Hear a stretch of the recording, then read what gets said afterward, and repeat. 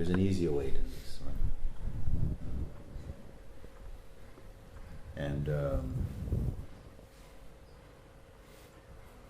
And it is also what Sri Bhagavan pointed out also. Because very few people can really, they don't even understand what it means, controlling mind. Sometimes the very attempt to control mind excites the mind. You see? And then also, who wants to control the mind also? Who wants to control the mind? Is it the beingness itself? Is it the mind, or is it some other thing? This is should be very clear from the beginning. Who needs to control the mind? Is it the Absolute? Is it the Brahman? Is it the Brahman? Is it the consciousness in the form, the I am? Or is it the mind or something else? This, if you're clear about this.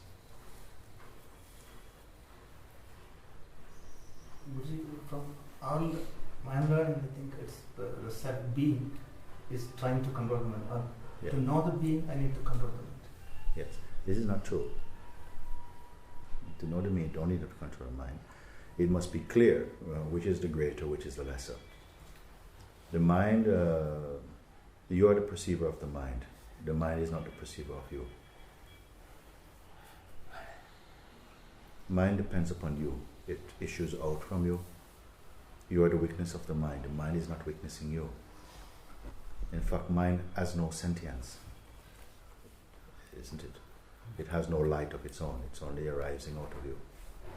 And without your interest, it has no power. The mind has been given a tremendous amount of false authority, in fact. Because you, the self, in the form of I am, you may say, forgotten, you're distracted from your own natural being and giving so much attention to the conditioned mind. We identify ourselves as the mind, the body. And then it is this identification that is trying to escape from the mind. And both are illusory. The weakness of this is you.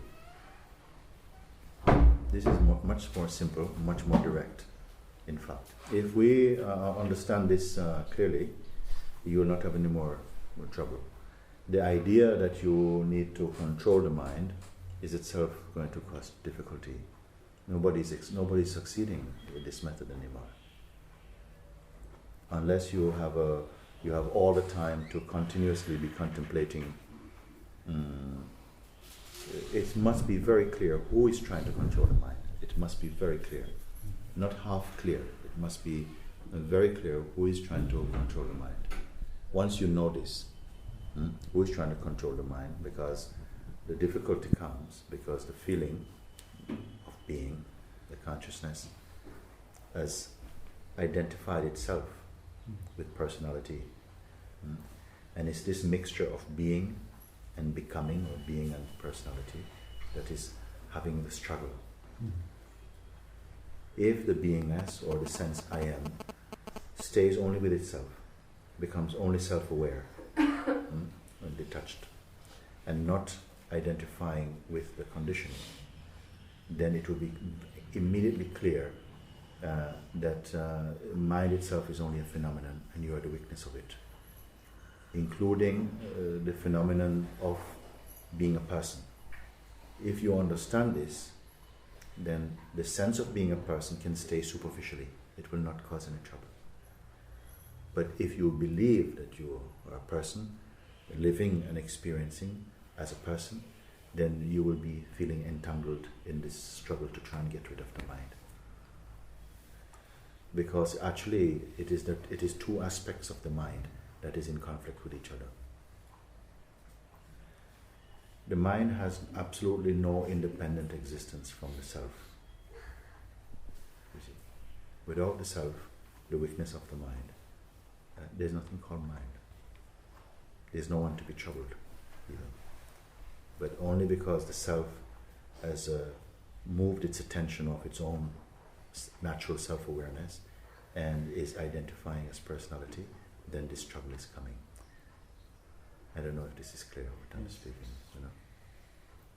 If this is understood, then the struggle with mind is diminishing, and soon what we call mind will not have the kind of authority that we experience.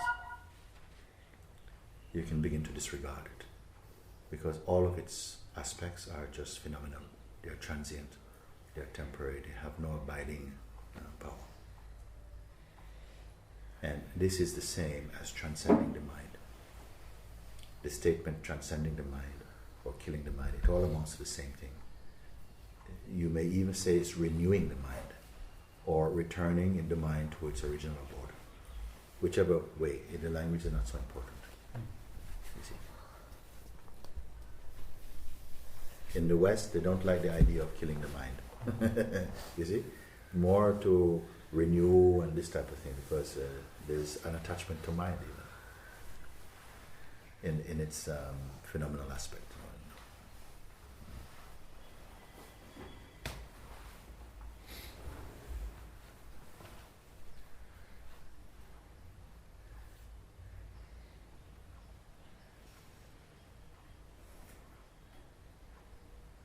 I have only a short time I can be with you today, but just please be very free, and if you have something you would like to share with me, please come and say, and we can. I'm very keen for that. It's pretty clear what you said. It's clear. It's clear. Clear. And from moment to moment, how do we perhaps disempower mind? Really simply by remembering that you are not the mind. If you keep remembering that the mind has no power apart from your interest and your belief, it cannot function without you. You remember that you are that consciousness which is the source of the mind. You see, mind is not self-employed. It has to function for some other entity. You see, a thought cannot think itself. It has no power until it contacts the root thought, which is the I thinker, you see. And then you can say thinking begin. But even the thinker of thought is also thought. These things you have to be just by contemplate, you become clear. If it becomes clear, immediately it loses power. You see? So this question that you ask, many people ask the same question like this. They say, or in daily life, how to keep on top of the mind.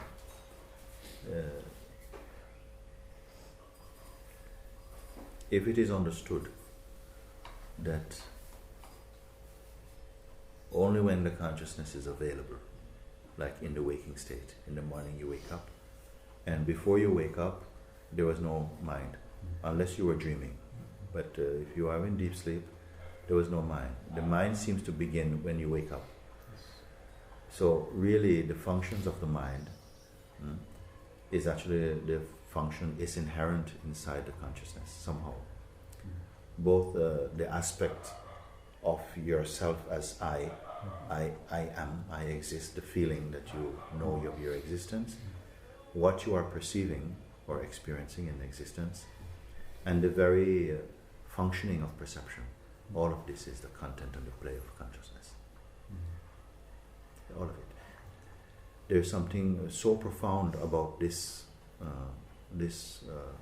insight, because if you know that all of this experiential world, which is beginning with the sense of myself, I, which is the root of the perceiving, if this one and what it is experiencing, including the conditioning that arises in life, and the world that is seen, and the ability to experience, are all the play of consciousness. And that this very consciousness is experienced by you. You are the witness of it. Just like now you know you're conscious. It's very subtle, because for most people, before they realize this, they are already in the game of the belief, I am this person and I must do something or whatever. Now, yesterday, I asked one man came yesterday. I said the question, who am I? The question, who am I? Cannot be satisfied by any intellectual or theoretical or mental answer. Do you agree or not? Huh? Meaning that if any answer, there cannot be an answer to the question, who am I? That will be totally satisfactory. Isn't it? You understand this? And for what reason? So if there is no answer to the question, who am I? Then what is the purpose of the question?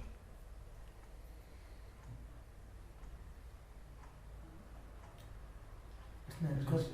Huh? It's an inquiry, who am I? It's an inquiry question. Very good. So the inquiry means what?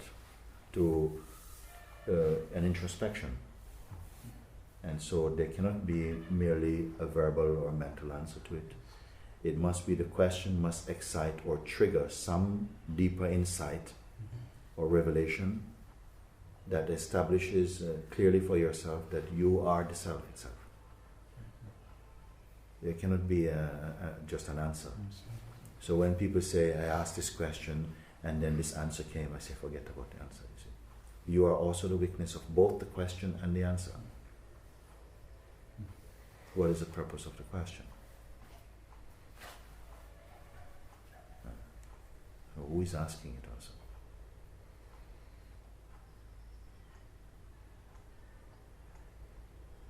It's only these few contemplations are very important. We don't need many questions. But many people are engaging in inquiry, but they are sometimes not sure what they're asking, or you see, they have no real confidence about it. So when we look in this penetrative way, it will burn a lot of the noise from the mind. It will naturally strengthen the meditative quality of the mind. And when that quality is refined, there is no separation between mind and being, which is the nature of things. It is naturally so. It is only the conditioned mind that is creating a sense of some separation. And it is you who are the being that somehow is in a state of confusion temporarily. It's not the mind that's having the trouble. It's the mind that's giving the trouble. But who is receiving the trouble?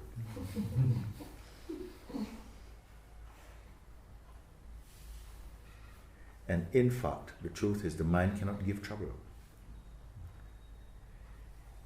It's as though the mind can only suggest. And even, to be honest, it cannot suggest. We feel that it suggests because of our own interest. The mind, in fact, is inert. It has no capacity to choose or to decide or to act upon you. It simply arises. But something is not deliberately selecting, but due to the resonance of the being, is attracted to some aspects of the mind. And then it seems as though the mind is actually doing something, but the mind is not doing something. These things that I'm speaking about, they are so important.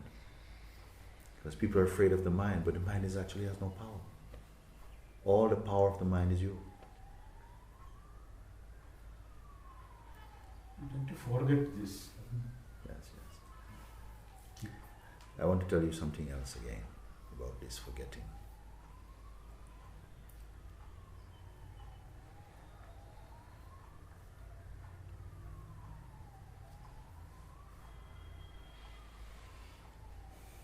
When this body appeared from the parents, it did not come already with a name. It did not come with any name. at a certain point within a few weeks, in the West, I don't know how it is here, a name is offered to. To what is the name offered? Is it to the body? No, it is offered to the consciousness. When the consciousness is sufficiently showing the capacity to absorb sensory perception. So,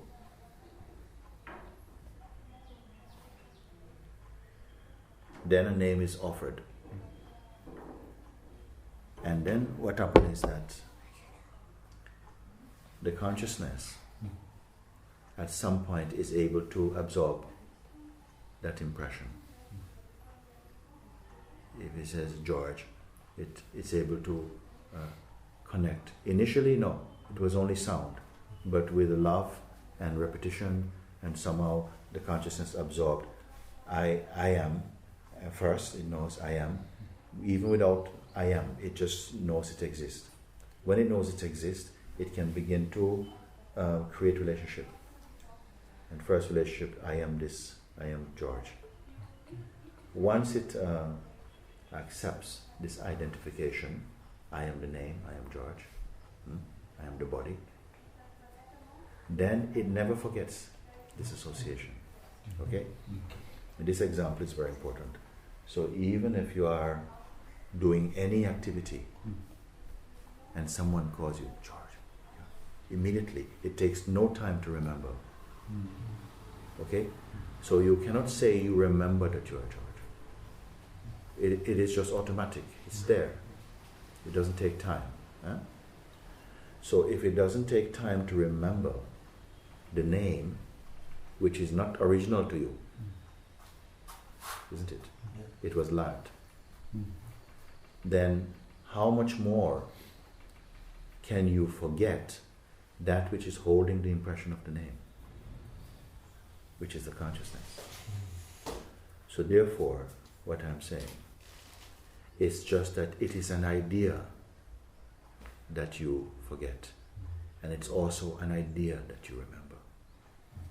But because you believe in this idea that you forget, you must also believe in the idea that you need to remember. Nobody is saying this thing, and nobody is catching this thing. This imprint will be washed out. You will know, just like you don't have to remember that you are. The very fact that there's thinking, the very fact that there's feeling, is itself enough evidence that you are. Because first you must be there before feeling or thought or emotion, because you are the perceiver of them.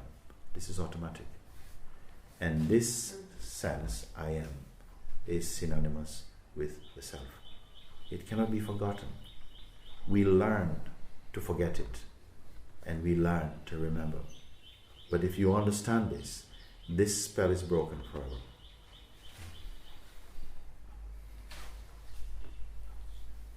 You comprehend what I am speaking. Very few human beings are accepting this. It is too simple. It is too simple. Because we are wanting to use the mind, you see, to beat the mind. But actually it's an illusion, because you are not the mind, not the conditioned mind. You can say that you are the pure mind, which is the same as the self. But once conditioning arose in the aspect, I am the person, I am this, that was the first defilement, the first what you may call distortion or corruption began. And after that corruption, that root corruption is established, then all other kind of corruption can come. So this is really, I speak only about the fundamental things, because when they are understood, all the rest becomes automatic and simple for you. If you miss it, then you have to continue in the modification that you are a person on a spiritual journey approaching towards the self. That also works, but it's very slow. Because on every level, consciousness is there functioning. So, the inquiry is the sadhana for the seeker who is also the consciousness itself, which is mixed with the conditioning and the belief that it is a person or a separate entity. That's what the sadak is. He is then somehow on a search to unite with the original self. This is illusory. The jnani alone is beyond sadhana. Why? For all beings must engage in sadhana. Why is a jnani alone beyond sadhana? He knows himself. Or he is abiding in the self, I think. Yes. Yes. First, in the beginning, it intentionally abiding in self-abidance. Then passive self-abidance. Then beyond abiding. Because there's not something to abide anymore. This idea also goes. And that principle, which we are referring to as a jnani, is you.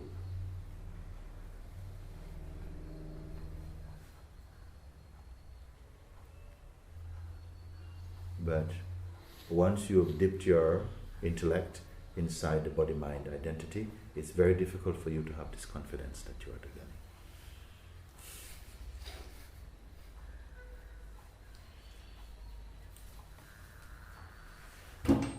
So one should not say, I am jnani, not say it. But you may begin to contemplate it. If you follow these paths that I'm speaking, looking, introspecting, examining, everything becomes clear. There are not 5, 10, 15 questions. Everything must boil down to the fundamental insight.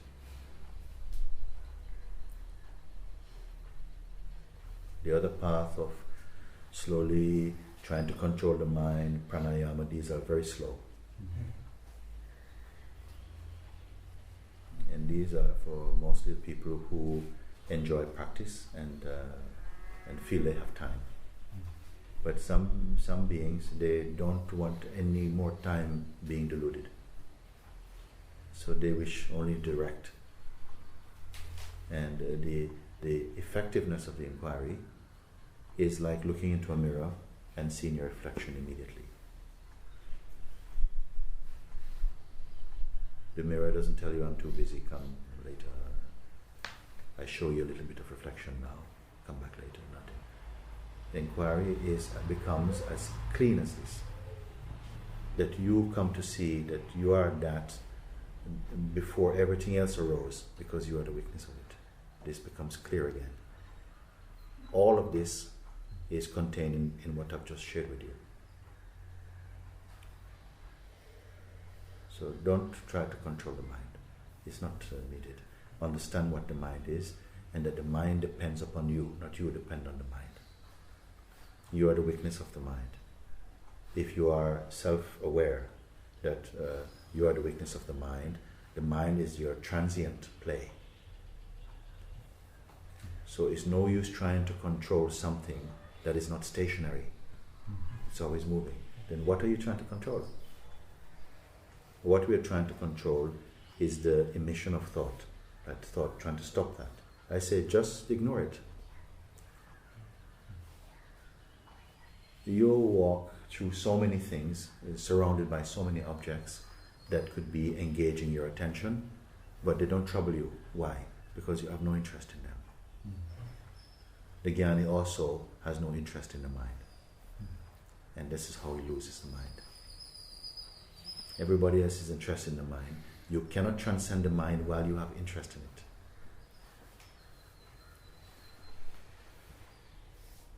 Now, some people, they feel, oh, but I need the mind to do certain things. Yes, for practical things, it's fine. But the most beautiful knowledge arises spontaneously. It doesn't have to be stored in memory. And this I call dead knowledge. Your natural mind, jnani mind, does not have to carry a memory of knowledge.